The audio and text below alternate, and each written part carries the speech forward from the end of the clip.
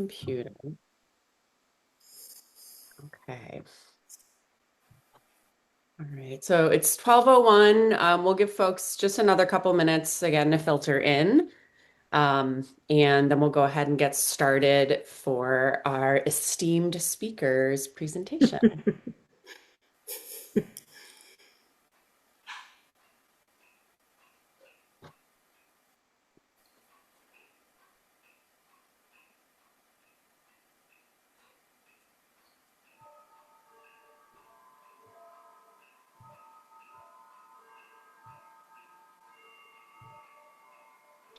I love the church bells.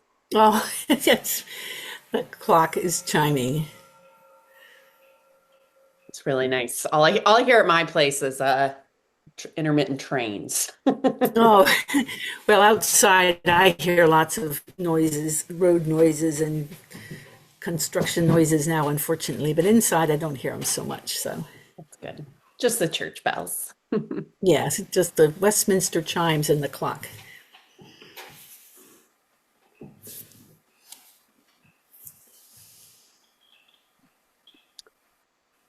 Okay.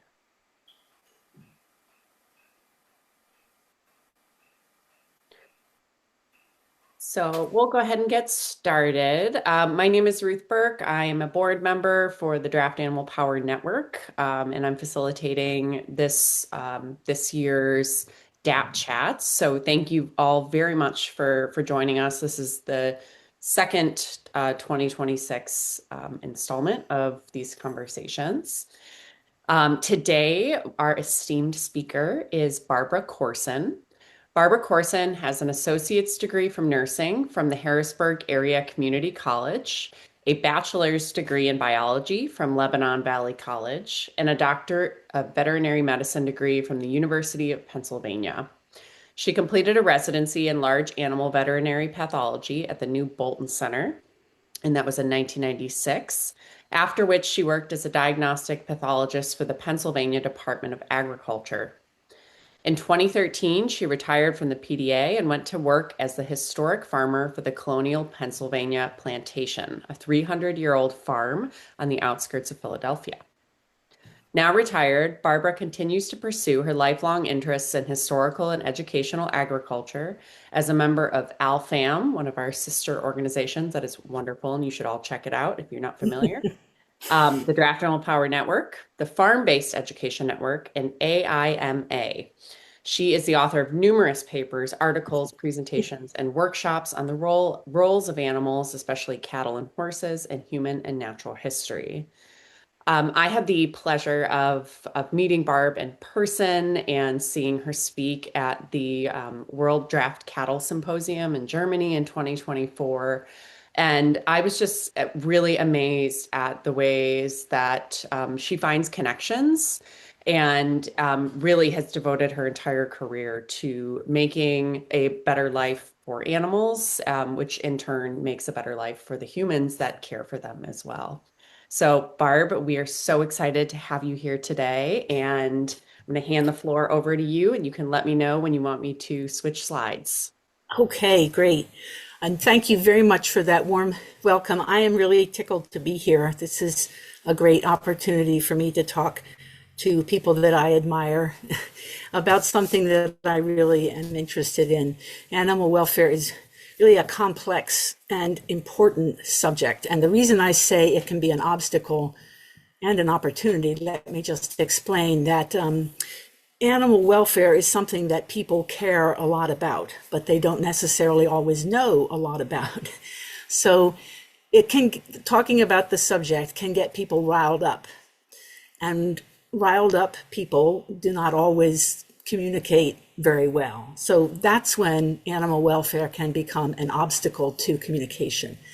But the fact that people are interested in it can be an opportunity to use that energy in positive ways. So that's why I've titled it Obstacle and Opportunity. Next slide, please, Ruth. Thank you.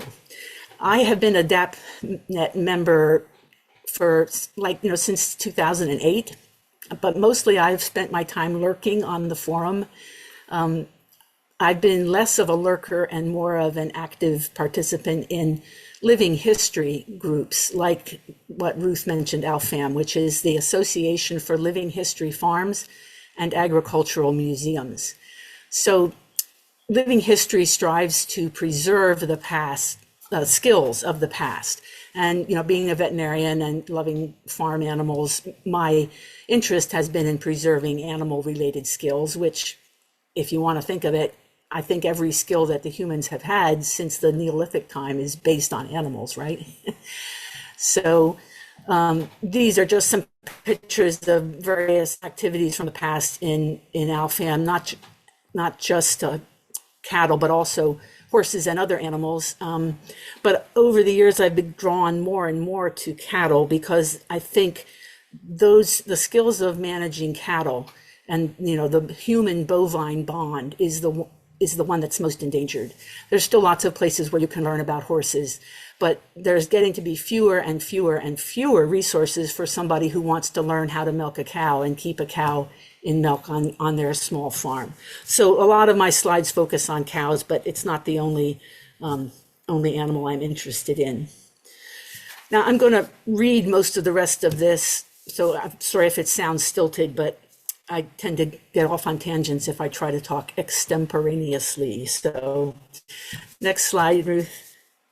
I'm going to start out trying to define welfare. And it is kind of a slippery thing to define. It means different things to different people. But what I have come up with here is that welfare is the ability to cope with external and internal challenges. So if you have animals in your field and they are coping with their own, environment and their internal organs, then they have a good state of well-being and their welfare is good. I think that lots of people confuse animal rights with welfare. And although the two concepts are really kind of related, obviously, because they both accept the fact that non-human animals can suffer and that the suffering of non-human animals is bad. But other than that, beyond that, welfare and rights are almost kind of in opposition because animal rights is based on the idea that human dominance is morally wrong. The idea that humans should be in a position to dominate animals and decide what the animals do, an animal rights activist believes that is wrong. Whereas animal welfare adherents say that humans are dominant, like it or not, and therefore we are responsible for ensuring animal welfare. And we have to have compassion for the suffering that they are capable of. Next slide, please. A discussion of animal rights is a legal or ethical or philosophical discussion. It is not based in science. I don't mean to say that discussion of rights is without any value, but what rights a donkey has, or a cow, or a tree, or a human for that matter, is a concept of the human mind, of society. It's a decision that a society makes. It is not based on physical reality in the way that if you say every cow in the world has a right to fresh drinking water, you can say that, and it might be good if we all agreed that, but it does not create fresh water to say that, if that makes sense. The idea of granting equal rights to resources means little if adequate resources aren't available. That's the point I was trying to make. Okay, next slide. Thanks. Of course, animal welfare has conceptual and ethical dimensions too, and we'll get to that later, but animal welfare is not solely philosophical because it is based on the fact that living things need to stay within certain physiological parameters, such as temperature, pH, or energy balance, if they are to continue living. Anything that pushes an animal to the edges of biological stability is a threat to welfare. And that's what my little sine wave there means. Health is when the animal is within the limits, and disease results when it goes outside the limits. An animal that is starving, dehydrated, disease-ridden, or even terrified does not have good welfare by definition. Note that the mental state of the animal counts too, because mental states and emotions have measurable effects on biochemistry. Next slide.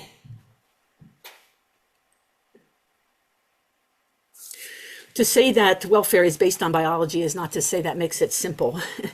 The diagram in the upper left is too small for you to see clearly, but it shows 500 different biochemical reactions that are ongoing in a typical animal cell all the time. So the point here is that biological stability is not simple. It is actually a miracle, whether it involves a single cell or the trillions of cells that make up an animal body. Each of these reactions is measurable, at least in theory, but conceptualizing the whole is not made easier by understanding ever more and even tinier details. It gets even more complex in real life outside of the laboratory when we are not dealing with a controlled setting, but instead with many variables, including the differences that exist between animals.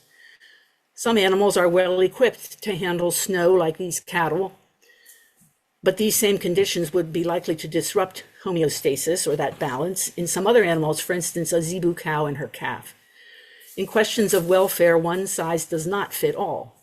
Another thing that makes animal welfare complex, even though it is evidence-based, is the fact that evidence of welfare is hard to collect in nonverbal animals like cattle or horses, or human infants for that matter.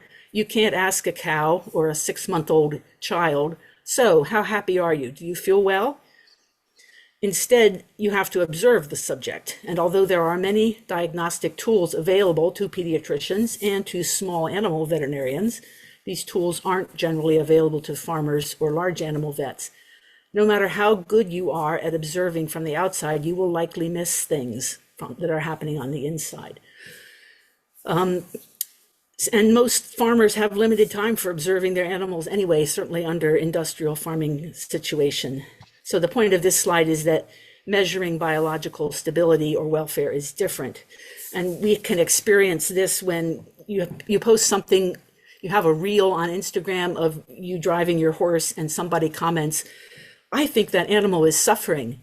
Then that's where you realize this difficulty in establishing animal welfare based on what you can see from the outside. Okay, next slide, thanks.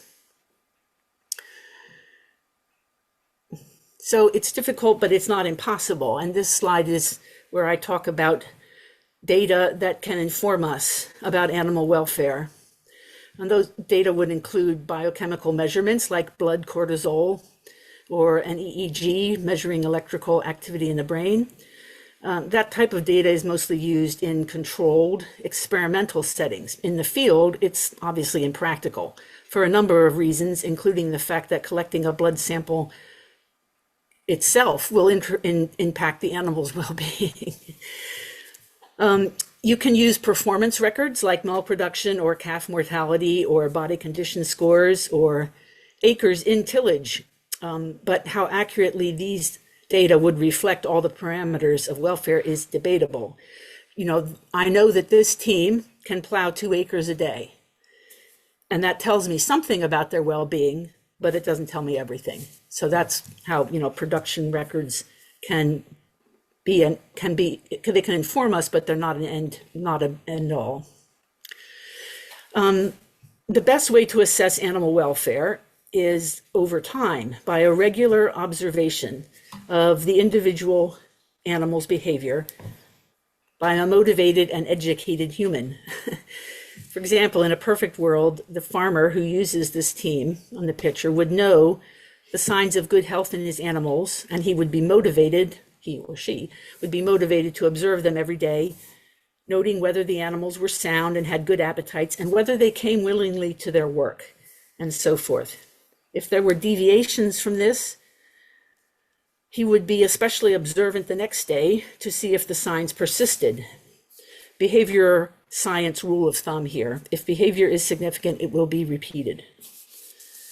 As we noted before, this is not a perfect world, though, and knowledge as well as motivation can seem in short supply. Few humans are deliberately cruel, but we are not always good at noticing details, even in our human colleagues or spouses or children, let alone in our livestock. Next slide. So even in a perfectly informed and motivated world, we would still have trouble solving the animal welfare equation because observing measurable data is only the basis or the foundation of animal welfare.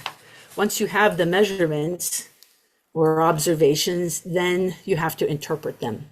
And that is the conceptual or ethical part that we mentioned at the beginning. For example, this ox is old. He's 21 years old and is losing weight. Those statements are measurable facts. But what does it say about his welfare? Is he suffering? And if so, what should the owner do? Should he be euthanized? Should he be sold? Should he be treated? Or to use the team in the previous slide as an example, say one of the horses is clearly lame when the farmer is driving them to the field in the morning. What action should the farmer take? Should he rest the horse, meaning the other three will have to work harder if the work is still to be done? So in the real world, a state of perfect physical well-being is not attainable for any individual, let alone all individuals in a community over a period of time. The condition of being alive seems to mean at least some degree of pain and discomfort, and it's impossible to eliminate all suffering. And I'm sorry, if it's impossible to eliminate all suffering, the question becomes how much suffering is too much, and when should one intervene and how? These are the really hard questions to answer. Science is good at measuring things, at least some things, but it's not good at determining the relative value of the things measured. That has to be left up to communities to decide. Laws only work if they are standardized and reflect the opinions and beliefs of the community. It's another way of saying you can't legislate morality. Well, let's leave the thorny issue of ethics for now and get back on more solid ground with the next slide.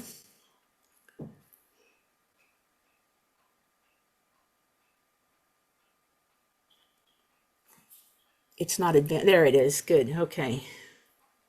So these are things that can cause suffering or poor well-being in draft animals. Poor nutrition, inadequate harness systems. I'm using the word harness to include yokes here. And inadequate implements like dull plowshares. Inadequate harness systems and inadequate implements like dull plowshares can affect animal well-being, obviously. Poor health, including parasites, infectious diseases, and physical injuries, and inadequate husbandry like manure management and pasture conditions, which these are not always under human control because they're influenced by climate. And in some countries, in some situations, a lack of euthanasia can be have an impact on welfare. In some settings, killing a suffering animal as a way to end its suffering is accepted practice, but not in all. In my experience, for instance, Amish and Mennonite farmers are unlikely to euthanize a horse or a cow, no matter how sick it is. And finally, a lack of training in the humans and the animals. And we can go to the next slide then. And this may be, in fact, the biggest cause of suffering in draft animals, I think, especially if you combine the effects of lack of training in the animals with the effects of unskilled, untrained human handlers. Let's start with human training. It takes many skills to turn a calf or a foal into a draft animal and then keep the animal working well over a period of years. These skills are not easy to learn or practice in isolation. They depend on community support and the infrastructure. The picture shows a Mennonite farmer training a 2-year-old horse to drive. In his community, there is plenty of support for people who use horses and mules for power, plenty of places to get harness and implements, an appropriate feed, and lots of opportunity for interested people to learn about handling horses. I have written in here, if you haven't seen a horse pulling a plow in Lancaster County, you got to be blind. Haha. And now another slide, please.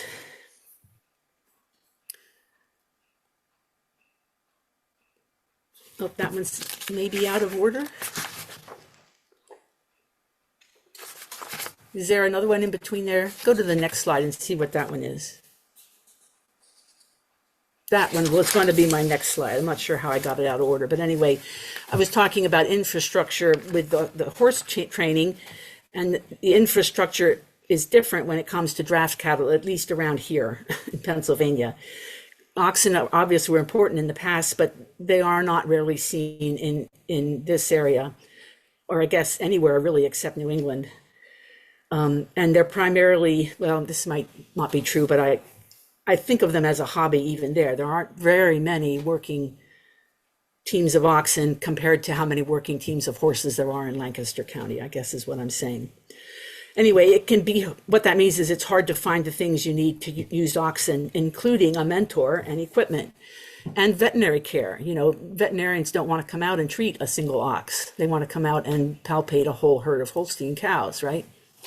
Anyway, I was really lucky to meet this man who's Worth McClure. He lived in Lancaster County, but he had grown up in North Carolina, where they had a farm where they only had oxen. They had no horses, no tractor. So because of him, I was able to learn how to drive oxen, but I would never have been able to do it by myself. You know, he had the yokes, he knew how to steam a hickory bow. He had the wagons, he knew how to build stocks to shoe his oxen. So people like him are rare, and unfortunately. Anyway, let's see, what else was I going to say about infrastructure and community? I think let's go back to the other side, the one with the Percheron team plowing. Okay. There is no question that draft animal suffering does exist now, maybe not so much where we can see it, but in other countries. It has existed for thousands of years, the suffering does. Does this mean draft animal use should be phased out? Some people seem to think so, but personally, I do not. I think there are many ways we could improve animal welfare without decreasing the number of animals at work, and in fact, with increasing them.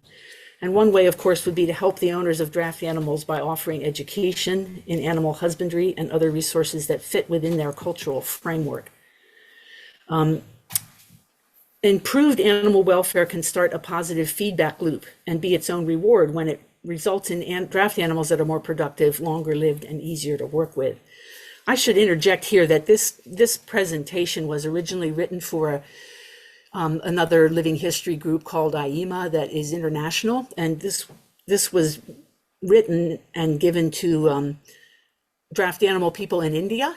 So that's why it kind of has an odd tone about how much suffering there is in draft animals. I don't think there's that much suffering in the draft animals that I see on DAPNet, but for someone who works their cattle in India, it is a big issue. So I just wanted to give that little input to help explain the tone of this paragraph. In addition to information on the effective use of draft animals, there needs to be, in my opinion, more recognition of the socioeconomic and environmental costs of petroleum power. Too many people seem to think that we can solve our problems of welfare or otherwise by replacing animal agriculture with industrial plant agriculture. And this is my big beef with, sad to say, I apologize in advance if I offend anyone, but with vegans who seem to think that it's better to use synthetic fertilizer than animal fertilizers. And anyway, so that is where it gets into be a really hard question, hard to answer. And the only way to go forward, I think, is for us as interpreters. If we have an animal that we're showing to the public and we get hard questions, we have to have thought about these things beforehand and know how we feel about them ourselves so that we can answer the hard questions without becoming defensive. And that kind of ties into the next slide, which would be a cow with little kids surrounding it. Next one, maybe. That's it. Yeah. So this is what my efforts in draft animal and other animal use has focused on. It's been focused on trying to educate people who are non-farmers. Worldwide, the numbers of people involved in agriculture are are dropping. Numbers are dropping, and currently less than 30% of world population is producing the food for more than 70%. In industrial nations like the USA, the ratio is even smaller. According to the USDA, about 2% of the population feeds the other 98%. And I believe that most people in the United States would care about how their food is produced and how animals are treated, but only if they think about it. And industrial agriculture makes food production invisible. And industrial producers are focused on mass marketing, not education. You can't expect somebody who has 1,000-cow dairy to want to try to talk to animal rights advocates. On the other hand, educating the consumer is not on the to-do list of hobby farmers either. You know, they're in it for their own learning and not to teach other people. So that's where the obstacle part comes in. But historic and educational farms are different. Animals at historic and educational farms can act as bait to get people thinking about agriculture and natural systems and the environment. And I can't think of anything more important. Sorry? Oh, I thought I heard somebody say stop. Just reading somebody's mind, maybe. Let's see, where was I in my list, my reading here? I can't think of anything more important than educating the nearly 6 billion people who are no longer directly involved with food or fiber production. I believe that educating non-farmers is actually the best way to help people who are still farming and their animals. This is the reason I joined ALFAM, to help in this educational effort, blah, blah, blah, blah. I think maybe we could go on. I'll try to be briefer for the next couple of slides because they're not specifically about draft animals, and then maybe after I'm done, we can go back to something that I glossed over, it didn't answer questions right or something. Okay. When animals are suffering, it is often true that the humans are suffering too. It seems to be human nature to think of yourself and your family's suffering as more important than your neighbor's suffering, and your neighbor's suffering as more important than the animals, and as animals suffering more important than plants, and so on. But the reality is that everything is connected. And if you want well-being for yourself and your family in the long run, you need to work for well-being in your whole community, including the non-human members, and even the non-living members like the rivers and the soil. Awareness of this reality is not new. In fact, indigenous people all over the globe have recognized it, but it has not been the ideology of any dominant culture for a long time. Maybe the crises we face now on so many fronts will force us to see it at last, that we are all connected. And next slide, please. Something else that is necessary for the humane use of draft animals is an increasing recognition of the dignity and necessity of physical work. The attitude towards physical work influences a person's interest in learning about draft animals. Right now, most people, averaged over the whole globe, think of physical work as something to be avoided, unless you are training for a sport, or unless you are in basic training for the military, and the physical work is unpleasant even then. Certainly physical work can be unpleasant. For example, if you're being forced to do it by someone who is sitting in the shade. But under the right conditions, physical work is the most rewarding thing to do, especially if you are surrounded with other people who think it's worthwhile. And this brings us back to the idea of community support. Not only do many people resist physical work for themselves, they also look down on others who do physical work. Although they don't look down on sports stars or military figures, so what's with that? This scornful attitude towards the kinds of work that are fundamentally most important in sustaining life contributes to animal and human suffering in many ways. In my perfect world, people would work with animals because they enjoyed it and were good at it, not because they had no other choice. And furthermore, people who were good at working with animals to the benefit of the community would be recognized as heroes and not scorned. And the last slide.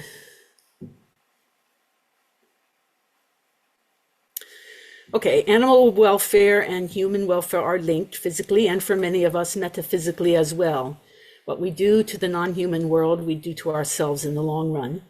In the past 100 years, increasing numbers of humans using increasing amounts of petroleum have arguably done more damage to the Earth's ecosystems than we did in all the previous 200,000 years of our species combined. When we used combined, and that was when we used renewable resources primarily.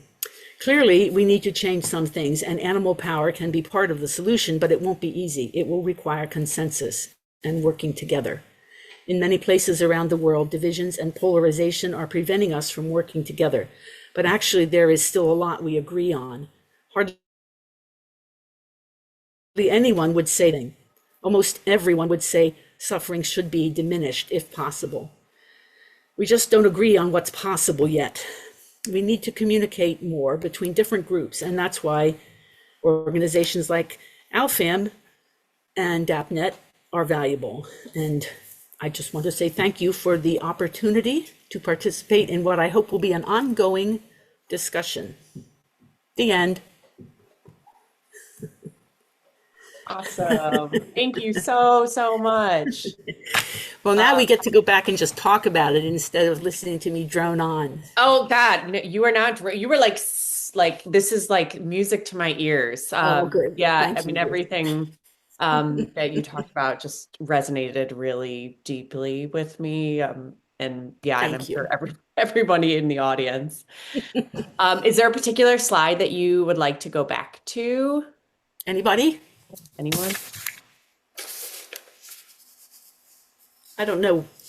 I can't remember where I kind of floundered.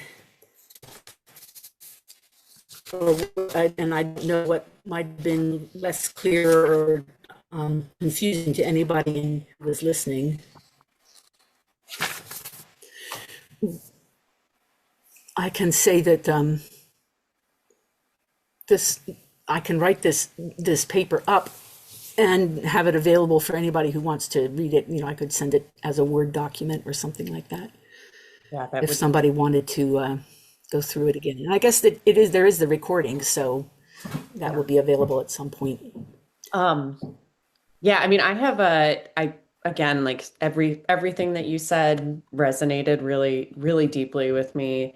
Um, but I'm wondering, it's, something that comes to mind that I think about quite often, when I am either out caring for the animals or we're working together, or um, even if it's like setting up vet appointments, is Hmm. the importance of sort of time. And you talked about that, like, is this ability to do as accurate as one can get accurate observation on our animals, and that Right. comes out of having a relationship with them, of spending a lot Hmm. of time with them. Um, and I think that speaks to the ethos that I have constructed around Hmm. draft animal power, which is this kind of slowness. Yeah, And right. I say slowness as relative to the pace of like big Exactly. industrial agriculture. So yeah, would Yes, it's love at to hear you talk nature's more. pace. Nature's pace. Yeah. Yeah. That's so, and that's one of the problems with our modern society is we're so rushed. And it can give the impression that people are crazy or are evil because we're so rushed and we're stressed at it. And if people can just slow down a little bit and realize that there is still humanity in everybody. So that's where I just love the animals because people do connect over animals. This is a true story that happened during the 2016 election between Hillary Clinton and Donald Trump. And, people were polarized already then.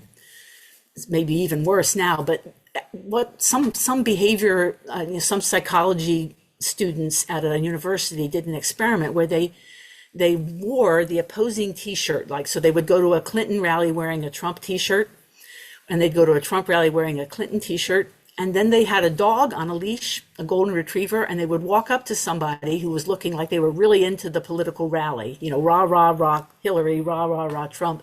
And they would ask the person for help in finding the owner of a lost dog. And everyone agreed to help. No one said, "Get away from me, you slimy maggot," or whatever. Everyone wanted to help. And I remember from Trump's first term, there was a picture of him patting a Clydesdale horse. I guess they'd had a draft horse team bring the Christmas tree to the White House, and Trump went out and there was a picture of him patting the horse. And I thought, to me, that shows you that animals bring out the best in people. You know, they can really bring out the best. So that's what gives me hope in going on, that, you know, when you show up with an animal or you give somebody a chance to learn about an animal, the interest is there.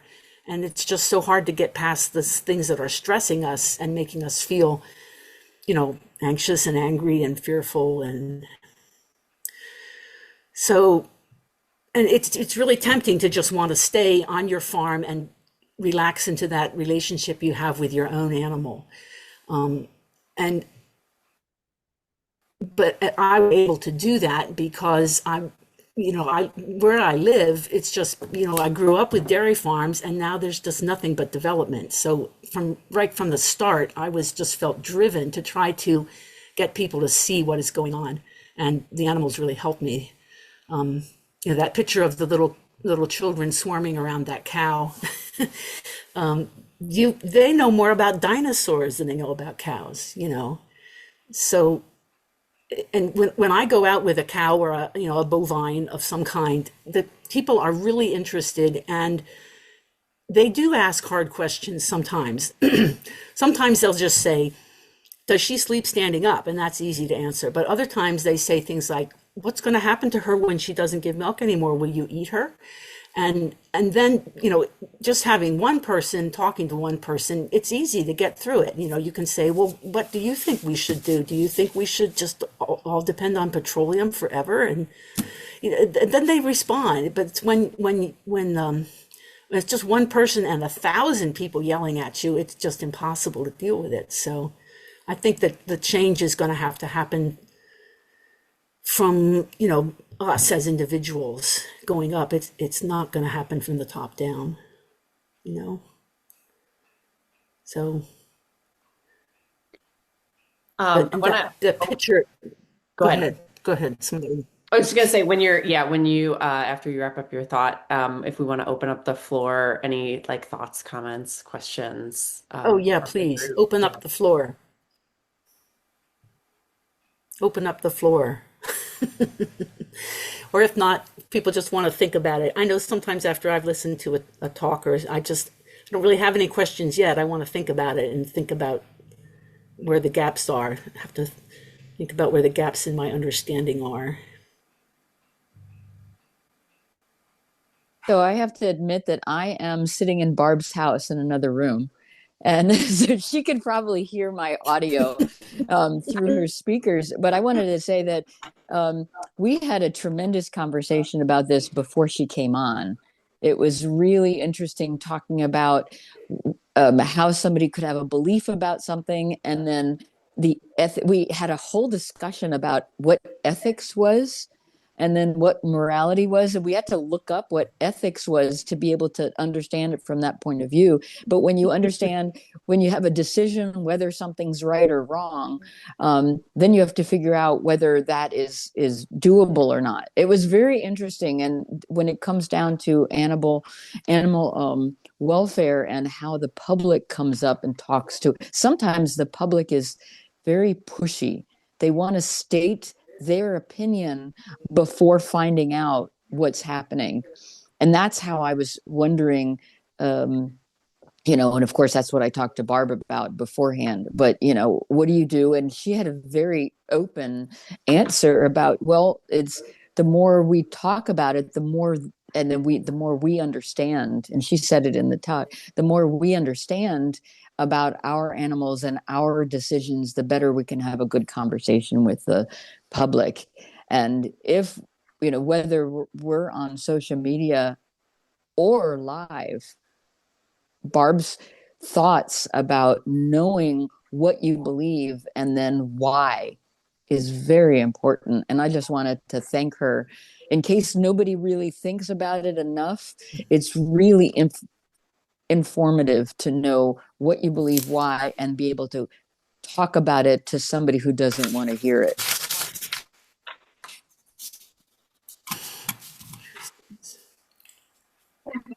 I'd like to know what questions you feel are best to prepare for. I meet people on the road when I'm driving, which is not the safest place to stop and engage in conversation. So to be able to have an anticipated set of things that I should be able to, I want to be able, not that I should be able to answer. Do you have a list of those questions you've had? I know I've just had a small subset, but the answers need to be quick. Say that. I do have a. And so I'm not hearing too well. Ooh. Okay. What's that? I meet people when I'm driving on the road. Not a good place for a conversation. So knowing what questions I should anticipate and how to answer them succinctly is a tool I could really use. Yes. Okay. So what I heard you say was when you're driving on the road with your cattle, right?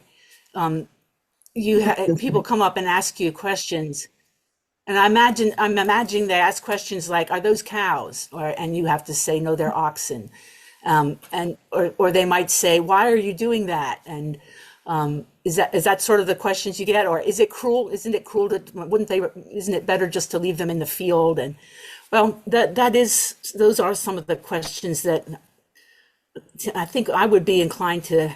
When people ask me what is an ox, I say it's a steer with an education, or I say it's a solar tractor. It provides the same kind of power as a tractor does, and it runs on grass.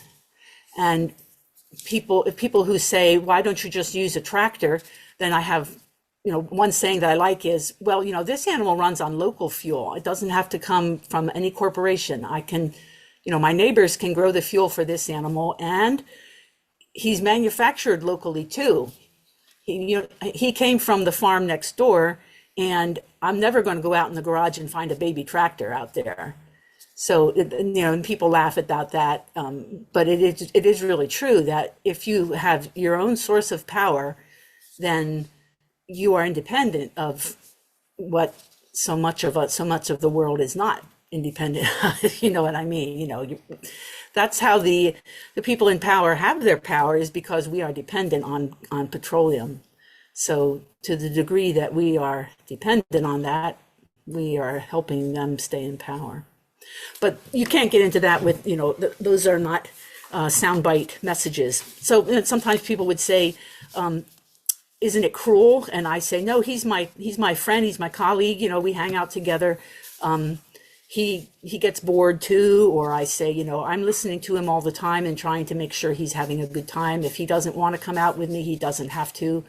And I've heard one person say, lady, this ox weighs 2,000 pounds. I can't make him do anything.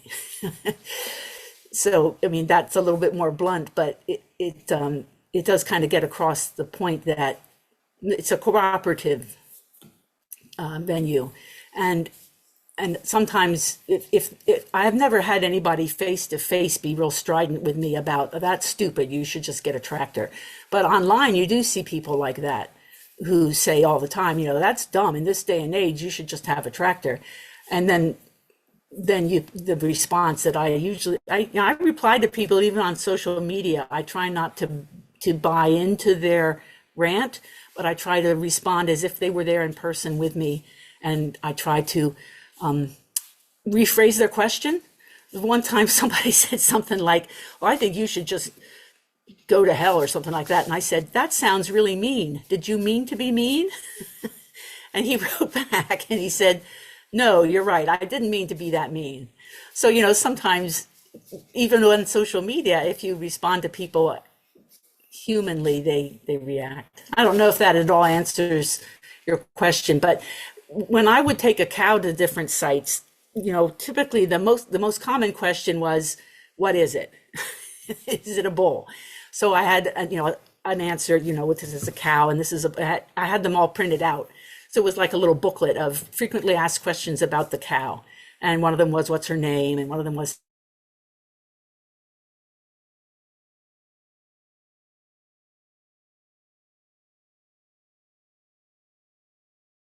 how old is she, like the one in the picture. I'd have the frequently asked questions about the cow on a little table where people could page through it. And sometimes they don't even have questions. Like they would come up and say, is that a real cow? And I would be tempted to say, no, well, it's a kit. And in a way, that got me thinking, and a cow really is kind of an agrarian civilization kit. It gives you everything you need to have an agrarian civilization. You just need to put the time in and learn the skills, and you've got yourself an agrarian civilization, starting with a cow, a bred cow. And you know what I'm saying. Anyway, I think that was maybe way too many words, but it's a good question.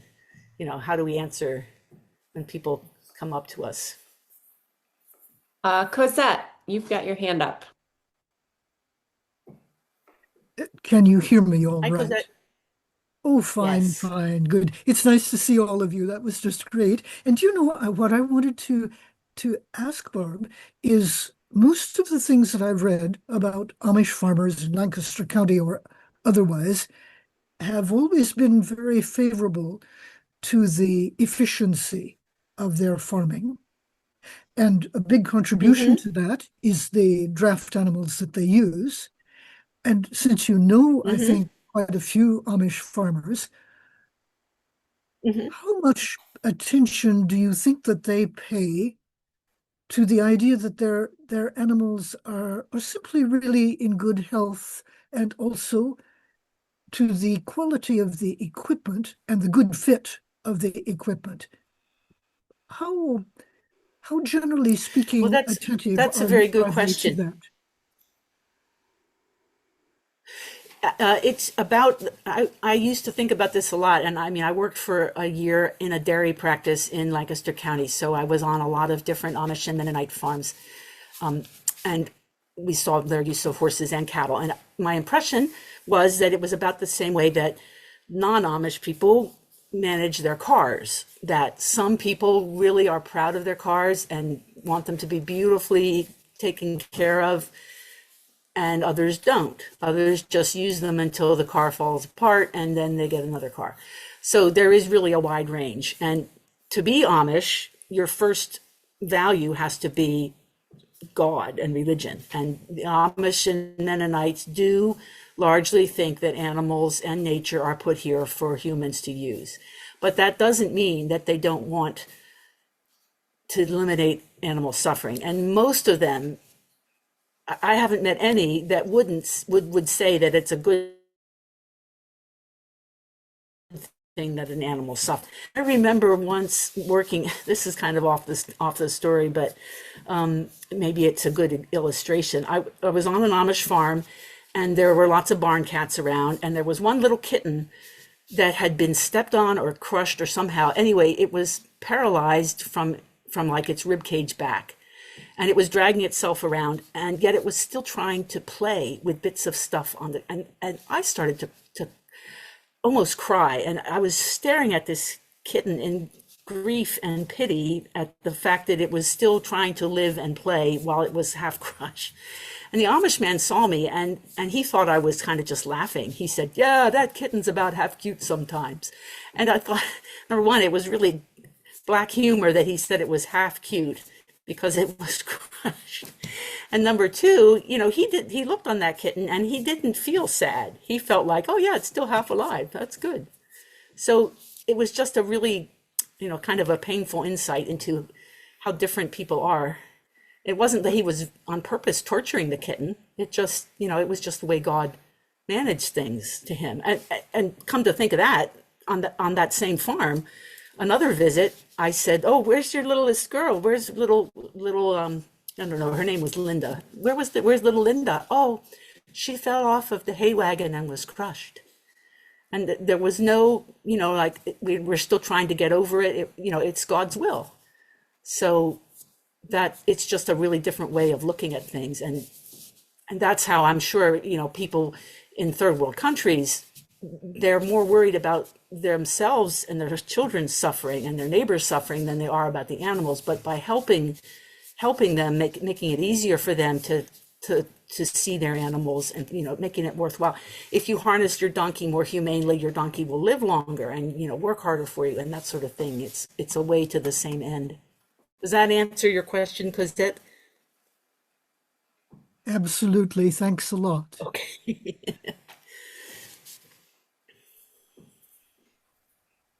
Hi, Barb. I have a quick Hi, question. how are Hi, you? I'm good. Nice to see you. Nice Um, to see you too.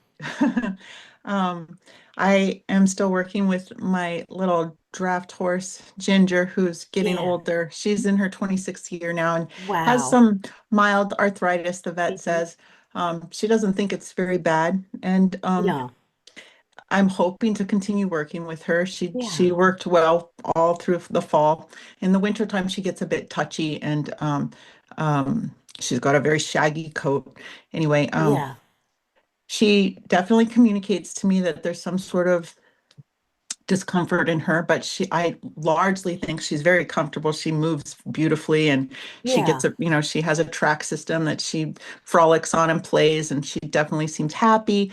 Um, but Yeah. if I try to pick up her feet, she sometimes gives me little threats. She'll like kick or try to Right. bite. She's bitten me. Um, she gets a little more grumpy as she's getting older for sure. And Yeah. I Yeah. definitely try to observe, and it's a mystery I've been trying to solve for the last couple of years as to where this discomfort might be in her Right. body. Right.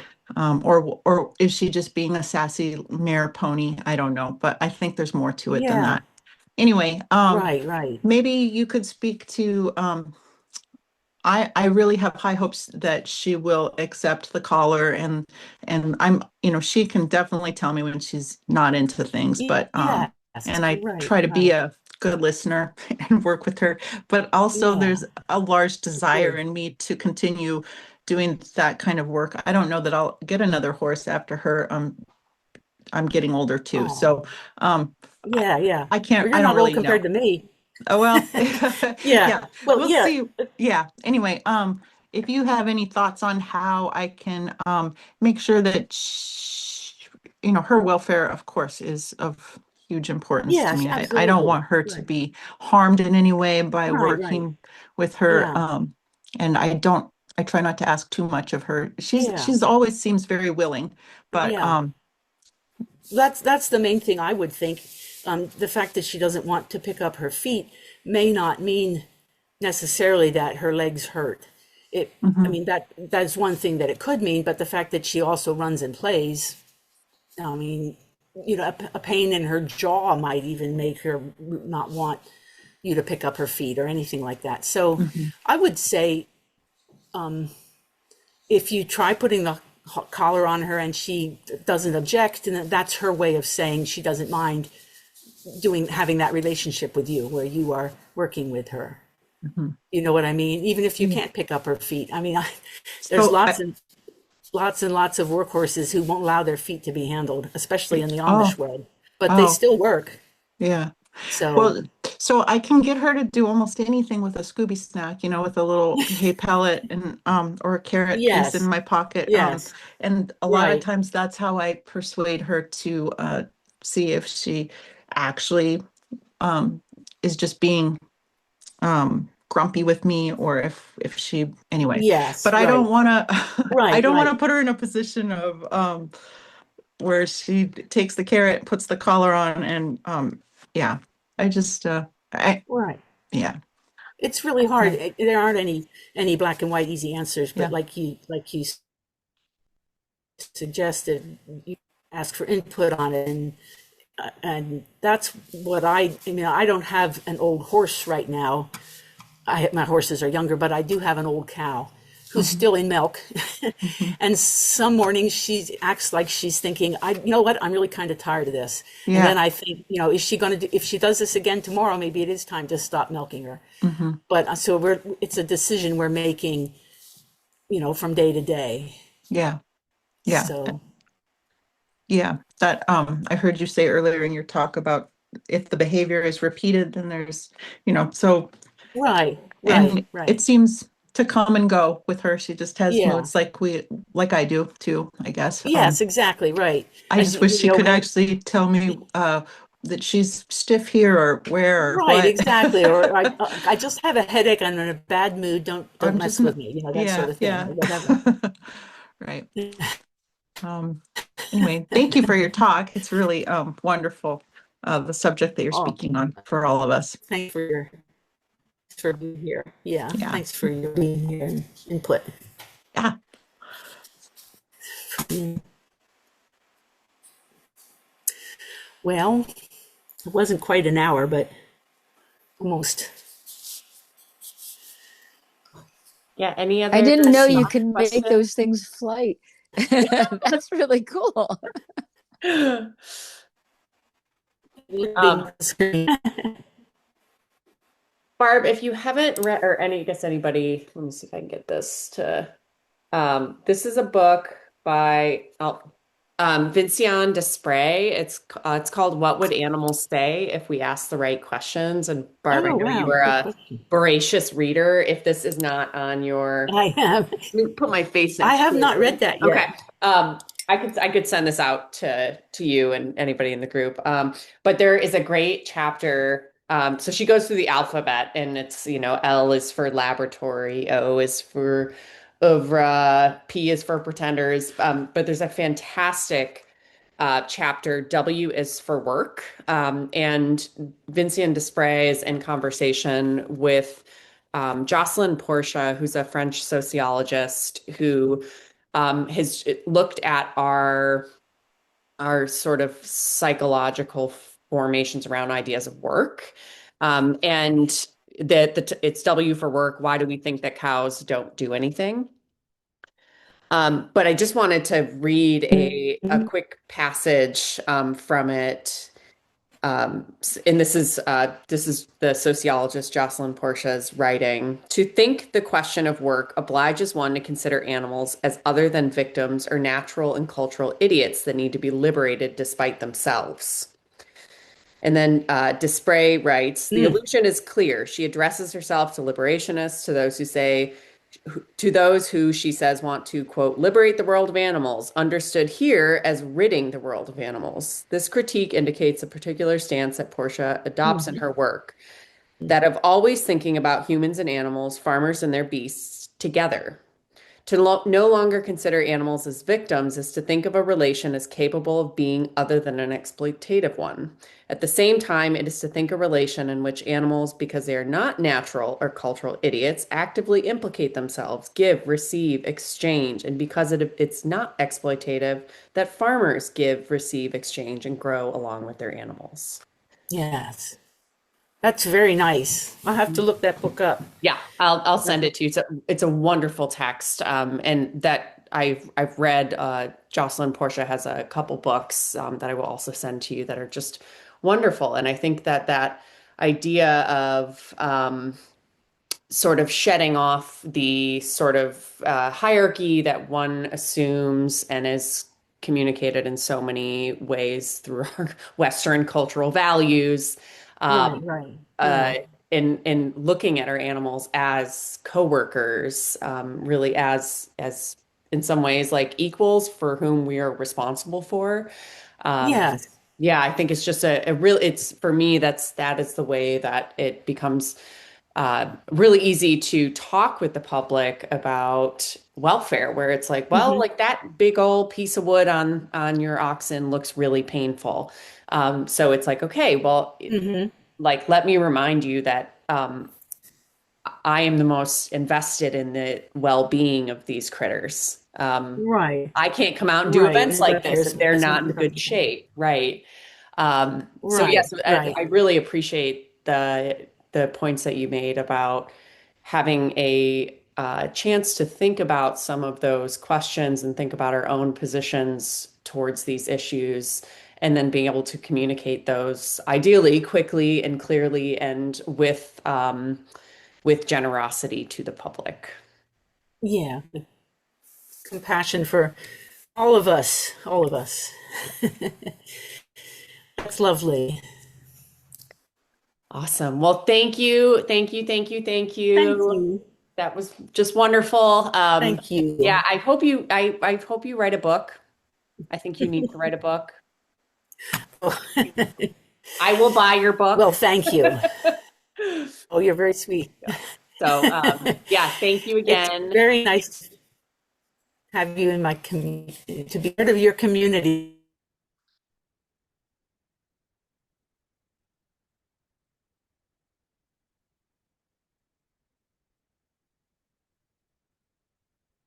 Oh, do we think you cut out, Barb? I don't know if folks can hear me still. Okay, okay.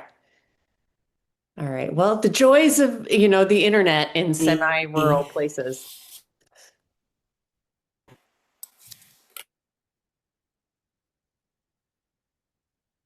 Okay. Well, we will wrap it up. Keep an eye out for our next, our March talk. And Barb, thank you, thank you, thank you. We Thank appreciate you. you. And yeah, thanks everybody for showing up today. Thank you. Bye. Bye. Take care. Have a good day. Thanks, you too.